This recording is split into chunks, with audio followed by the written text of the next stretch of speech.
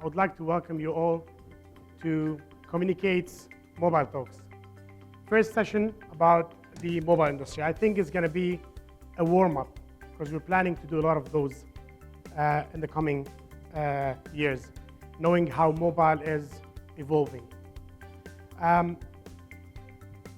So basically, today we're going to have a small start about small topics, let's put it this way, the video and viewability. We decided to start on this very simply because we needed to start somewhere.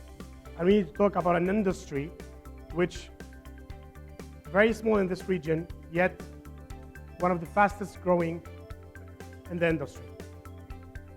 Now, we invited the elite, I think, clients, agencies, and suppliers, who are the biggest problem today, I think.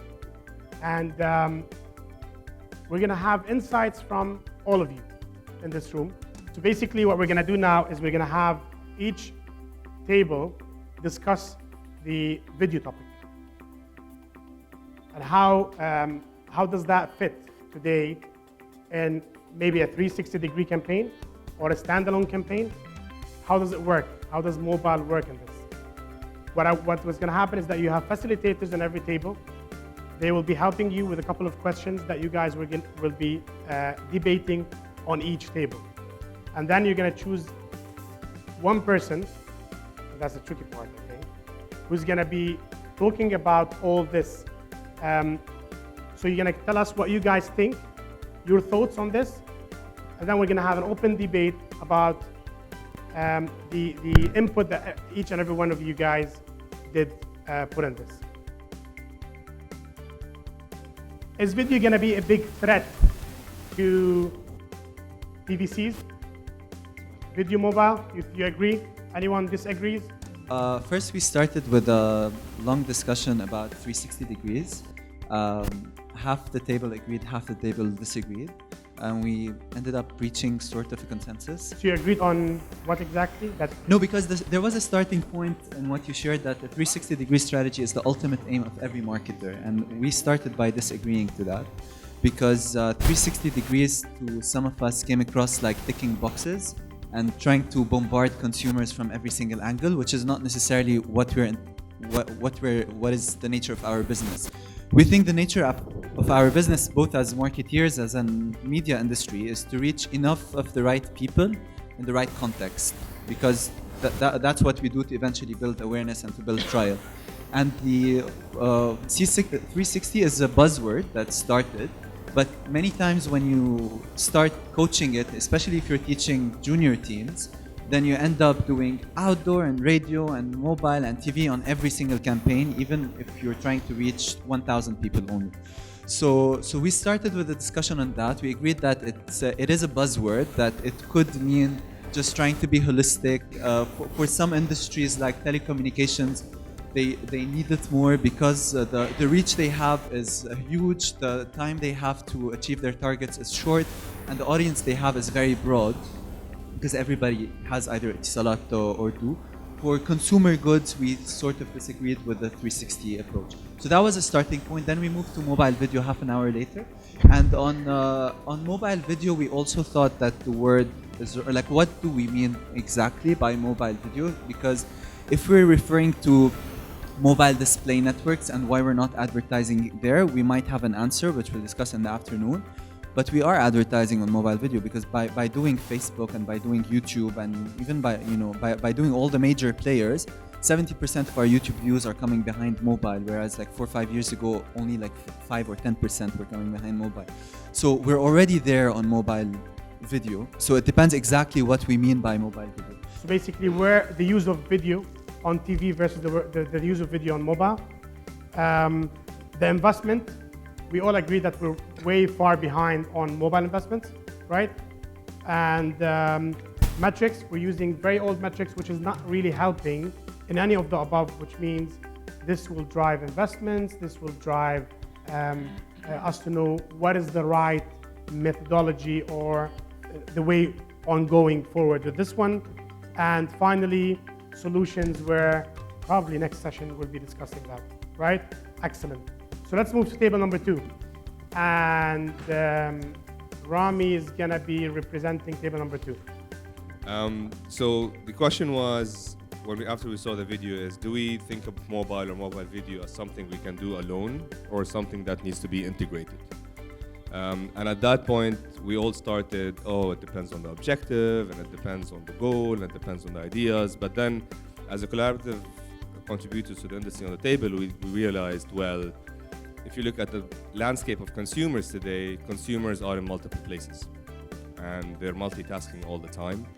So if we're gonna do something alone, we're not really leveraging the opportunity here.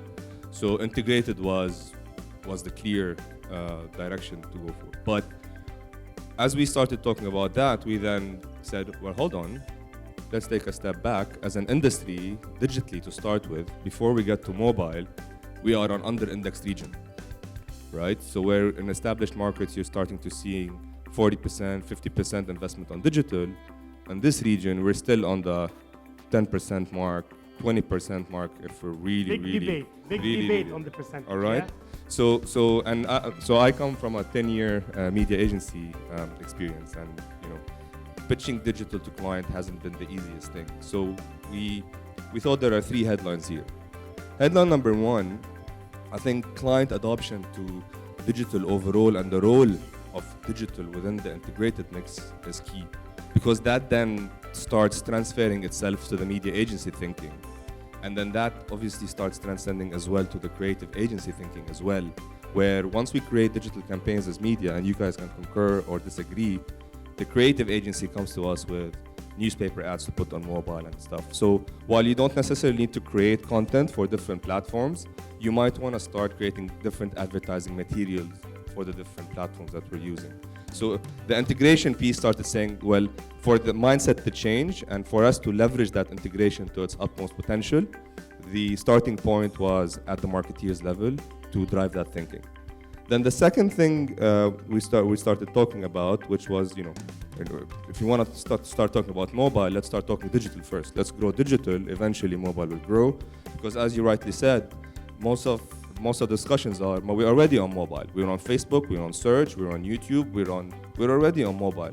But the opportunity that mobile can put on the table today, with multiple content providers coming out to the region and providing premium content, puts on the table a bigger opportunity to leverage mobile even further. So how does then mobile fit within the digital mix, what's overall above within the overall mix? So we need to think about the digital funds and how that can grow. And then finally, we all thought that we needed to collaborate more on this table. And going back to your point, and I think this is a topic that we're very interested to engage in and talk about, is how can we bring a regulatory board to this region to start putting benchmarks, to start convincing people that that's the way to go. It's not a game of, this guy said this is the right number or not. There needs to be a regulation like any other established market that states those are the benchmarks, this is what you should be expecting, this is where you should be, so that people are more thinking about building brands and advertising campaigns that are impactful rather than just debating whether it's 5% on mobile or 10% on mobile and so forth. So in summary, we believe where the consumer sits is an integrated world, so we need to be there as well. We believe that the starting point of thinking starts at the marketing side and will automatically transcend itself through the funnel all the way to what the consumer sees. Digital funds, there's a big opportunity of growing digital to start with, and definitely a regulation board to put benchmarks on the table. So material, which is something very important. We cannot actually execute a proper campaign without proper material. So whatever is used on a certain medium doesn't fit on another, and this is definitely something it's great to talk about. Content providers, something that we need to have more from, something up to the standards, so we can actually combine it with what the clients want in order to reach the consumers. And finally, again, benchmark, which is the likes of MMA, NIV, and so on and so forth. Excellent. Let's move to table number 4. All right, guys, the advantage of being third is that you guys have said everything.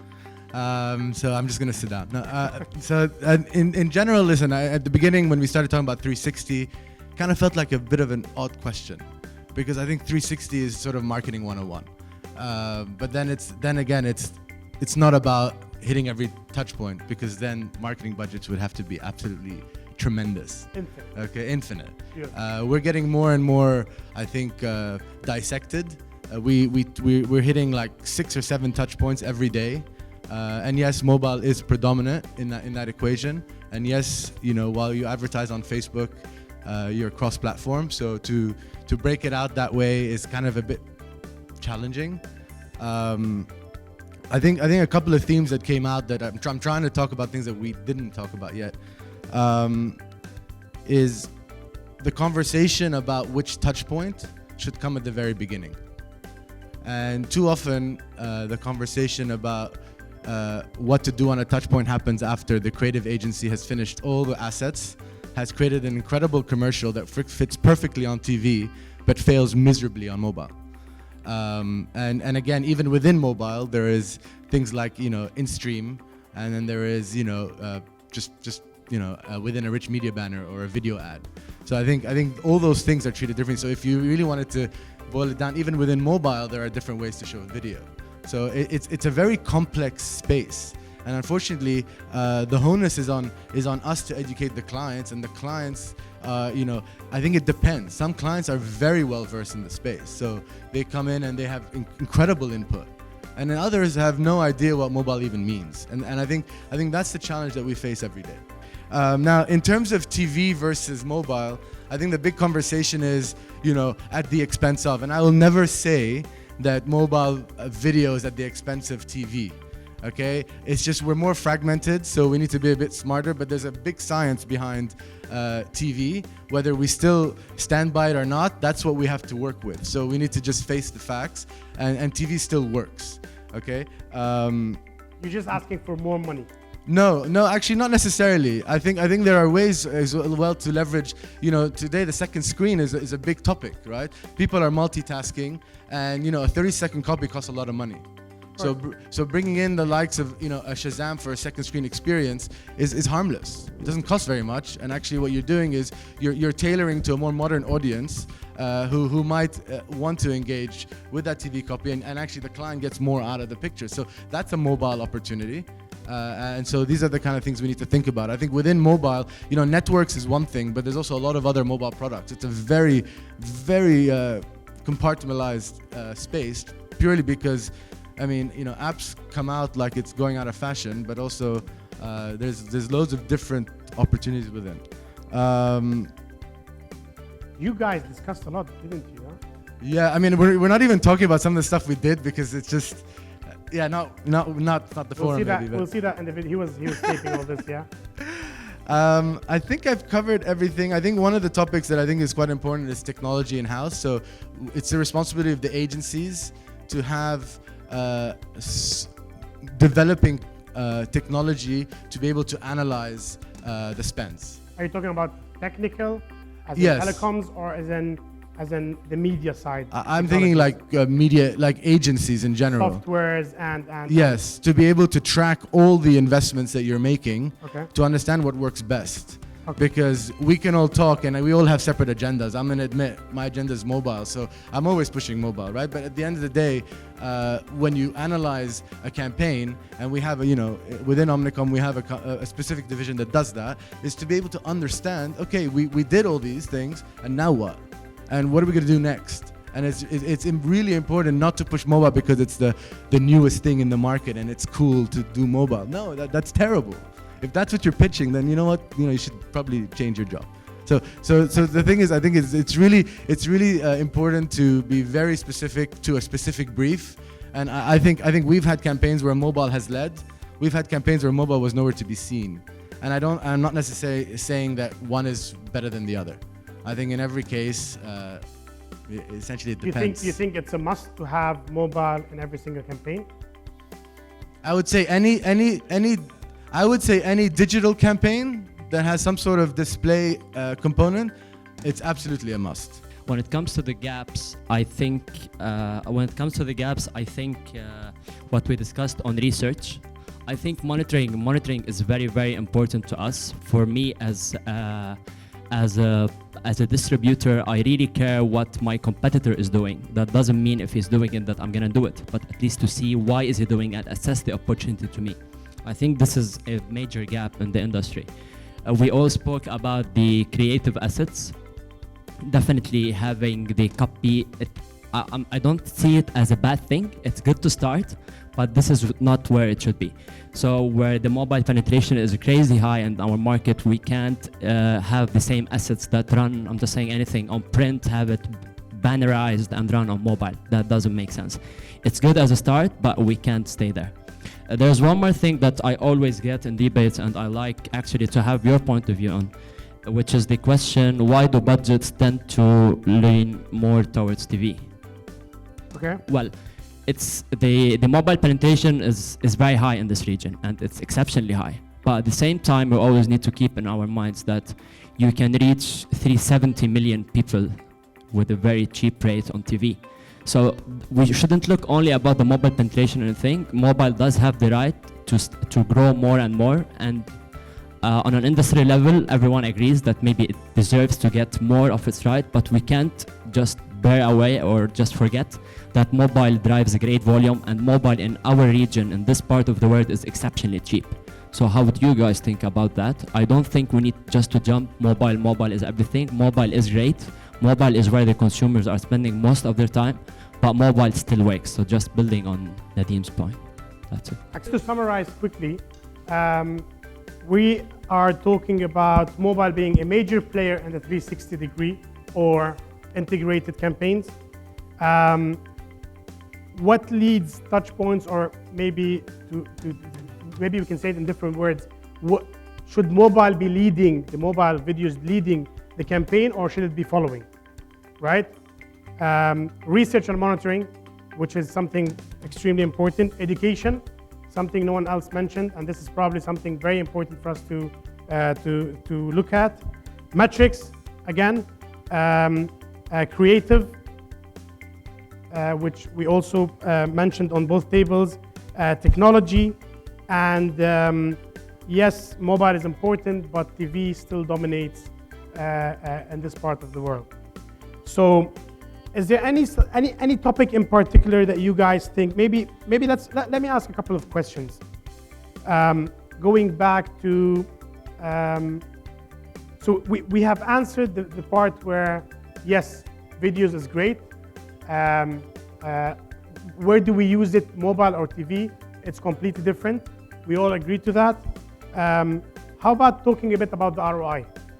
So let me ask a question, and any of you please let me know if you want to have an input on this one.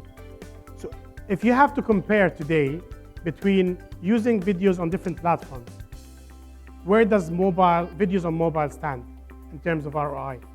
Is it in percentage higher? Which means if you are investing in videos on mobile, does it give you a higher return? Does it directly affect your sales more than what other platforms does?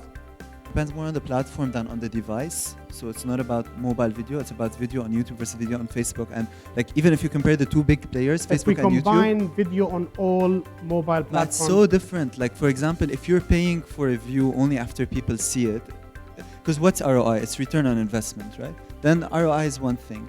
But if you're paying for a view after 3 seconds and you have no branding in those 3 seconds and then people are skipping it, which is Facebook, then it's a, yeah, but like what's the return you're going to get on that investment? I know that's not the ROI, but that's an investment that you're going to make, and a lot of that investment might end up not translating into views. So the ROI between Facebook on mobile and YouTube on mobile might be different. Maybe Facebook is better than YouTube. I'm not saying one is better than the other, but they're very different.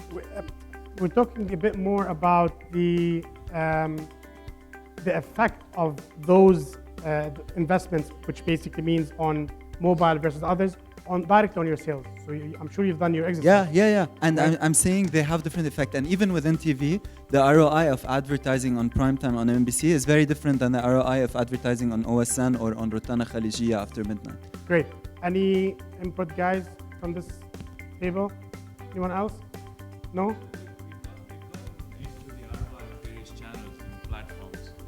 be honest, we haven't really separated the mobile and desktop ROI when we actually, measure the return on investment from a gross margin or a return on sales perspective. And those are expensive studies to do. So, not everybody does market mix modeling at that level of impressions. But it is our intention to get to that level. But my feeling is, look, for instance, if YouTube, like you said, if YouTube's ROI is X% higher than some of the other channels, 70% of natural delivery of YouTube is through mobile. So naturally, as a consequence of that, you can safely assume that the ROI of mobile video is relatively higher than some of the other channels. So why don't you increase the spend there? No, we do, because there's a limit to what you can do there as well, right? It's not just about saying I'm going to open the tab. I Okay. also don't have unlimited money, right? And limitations are due to what we have on there on mobile. Is it the display websites? Is it what is it? Where do we have a problem here? Is it the inventory?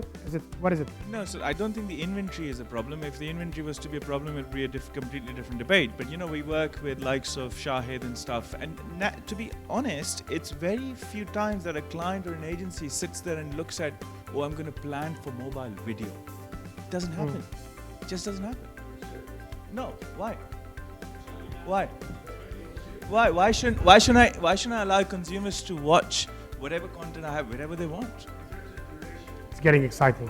Over 30 seconds, you're kind of shooting yourself in the foot on mobile. Because while people have the appetite to watch video on mobile, they don't necessarily want to stick around too No, long. that's not true. I think completely depends on the nature of the content. We have data from our case studies, honestly.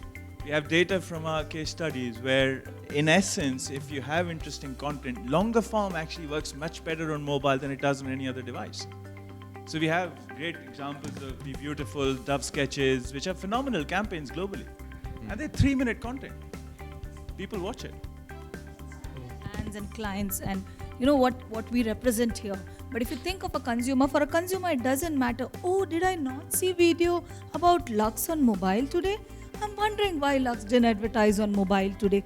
For him it doesn't matter. As long as it's good content on any platform which he or she engages with, it's fine. So metrics should not be defined by the device rightly, as someone said before. It should be defined by what content or what kind of format are you using. So how is my video performing is the question. It's not how is my mobile video performing versus how is my TV video.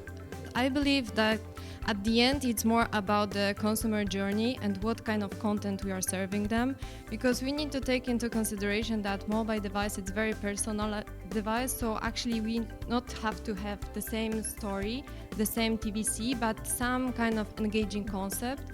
And also we discussed 360. 360, it's more for us about touch points and the consistent story that we are presenting to the consumer. So, and how we gonna use mobile to deliver this story.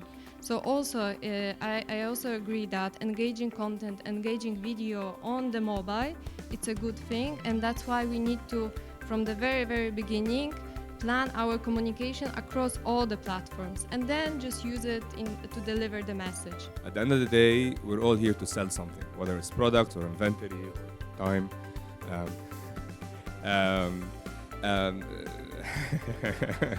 Look, yeah. No, but seriously, and I think the term ROI would differ if we look at what Unilever would want to do versus what Etisalat would want to do. If Etisalat would want to measure ROI and they put some short video banners, some short video stories or banners, whatever, the ROI is how many people are going to bounce from that and buy something online, right?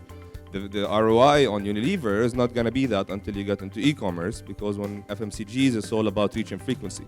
So if your TV is saturated, you're going to rely on the next behemoth in the room that's digital and mobile, and try to identify how you're going to increase your reach and frequency through this medium, whether the same content works on TV and on digital is something else, or whether you have to customize content for that.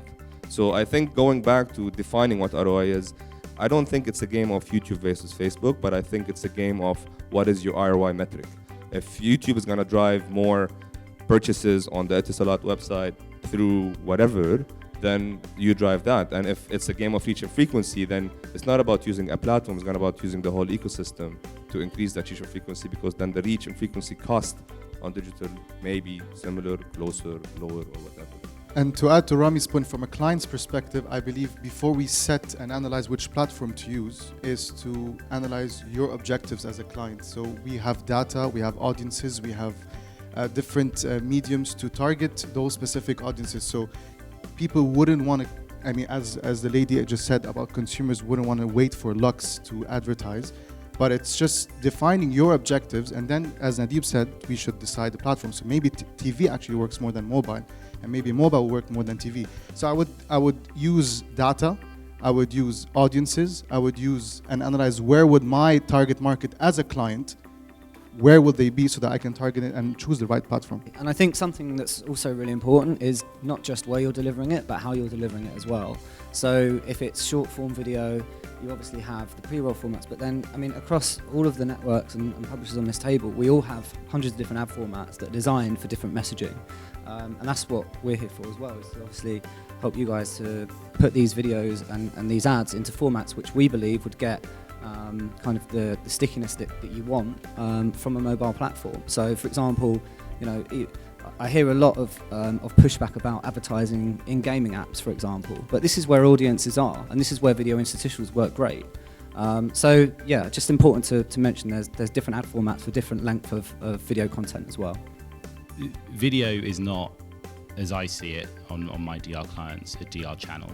Video gives a story arch. That's the purpose of a video, and it's the most compelling way to purvey a story, which means it's the most compelling way to brand, and that's why TV is still so dominant and why mobile is so dominant today. Video on digital is so dominant. Whether that story arch is delivered on a mobile device or a desktop, I don't really think makes a difference. It's about the story arch. Then what becomes compelling is that story arch being delivered in a medium that's suitable for the user? So if I'm leaning back, I can have a longer story arch. If I'm leaning forward, you've got to have a shorter story arch. It isn't really about ROI per device, it's about how do you deliver that story arch.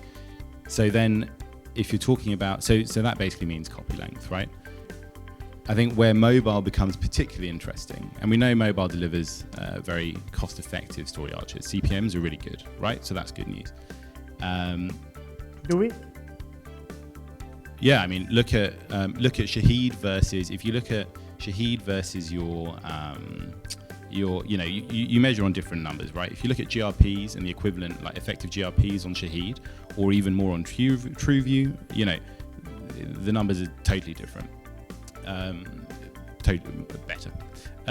Sorry, TV guys. But so where does mobile video become more interesting, apart from just talking about copy length? It's if you start actually using assets on a mobile. So how can I enhance my storytelling with using functionality on a mobile device?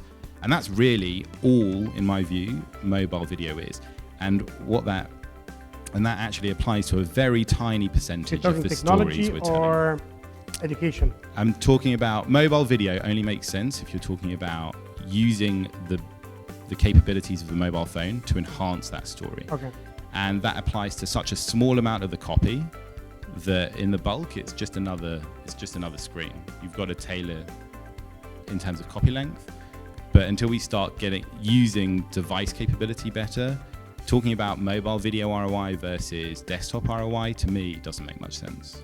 Yeah, I think the challenge that we have regarding ROI is because we have different metrics in each platform, and actually we as a media industry, clients, publishers, we should more focus on the metrics that really matters. For example, building awareness, brand preference, purchase intent, instead of talking about clicks, engagement rate, and stuff like that. Because if we're gonna stick to those, I see a lot of people nodding on that table. Oh yeah, no clicks. Because if we're gonna stick to those metrics which already exist, then we're never gonna compare anything to any other medium, right? So also, like, we are working how to measure awareness, the lift of awareness, the brand preference, purchase intent on each platform. Not even platform by publisher, but by format. So we can say that, okay, leaderboards, it's driving awareness, mobile phones driving brand preference. So those metrics at the end matters for the marketeers, for the brand. It's up to us and people who are sitting in this room how we're gonna change the industry and in which direction we're gonna lead it. So we need to take decision if we want to stick to those metrics like clicks, CTR and stuff like that, or we're gonna go step further and work on metrics like lift in awareness by platform formats, etc. ROI differs from client to client. So, for example, OSN, right, or Etihad or Fly Dubai, they have direct ROI. So they have, you can actually measure sales from their website. The difference between P&G, Mondelez, any other FMCG brand is that they don't have this yet. So e-commerce, right? It's a long way away. So UK, for example, 10% of transactions in all of UK happen online, which is massive, right? Here you cannot do it yet, specifically for the FMCG brands. I'm talking amongst others. But what we want to know, what we see here is that there's a difference between performance and sales uplift. For example, for certain clients that we're in Starcom, what we do is that we do test and learns. So we do geo-targeting, right, in all of the supermarkets or the bakalas in all of UAE or in all of KSA. Is it a standalone, mobile standalone? Yeah, standalone mobile, because the zero moment of truth for the user for in-store, and I'm sure that all clients have data that say that in-store branding works and the ROI is there, but you can't really measure.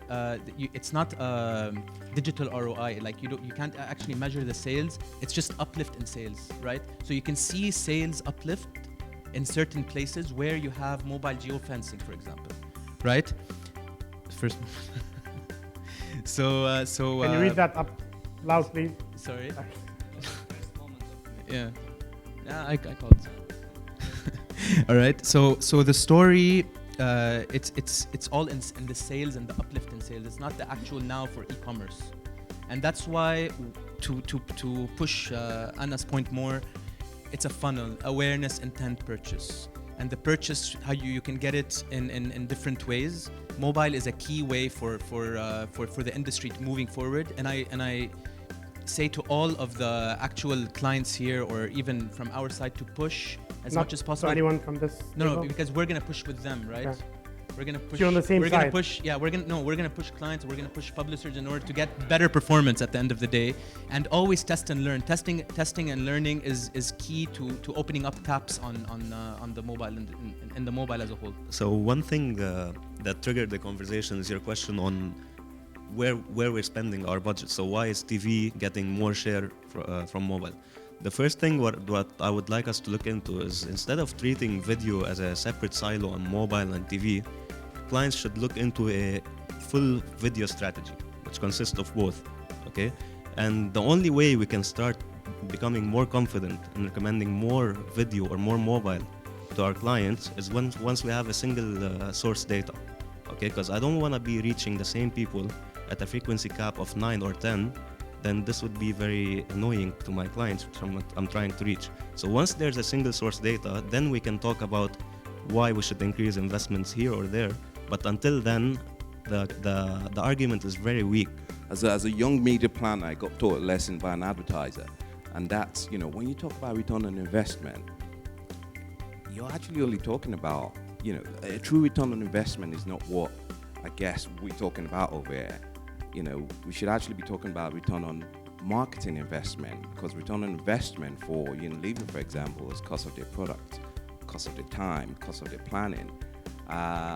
If you're actually talking about return on investment, then we should be looking at everything from lifetime value to payback period, which you can only know from deep econometrics. So I think you guys are the only guys that can tell us your true return on investment. All we can tell you is, that dollar that you spent, how much is it giving you right back? So I think there's a deeper level of understanding that actually I don't think anyone else in this region is actually looking at, in terms of just understanding for every product line, what is the profitable amount and how much of that should I be spending in media?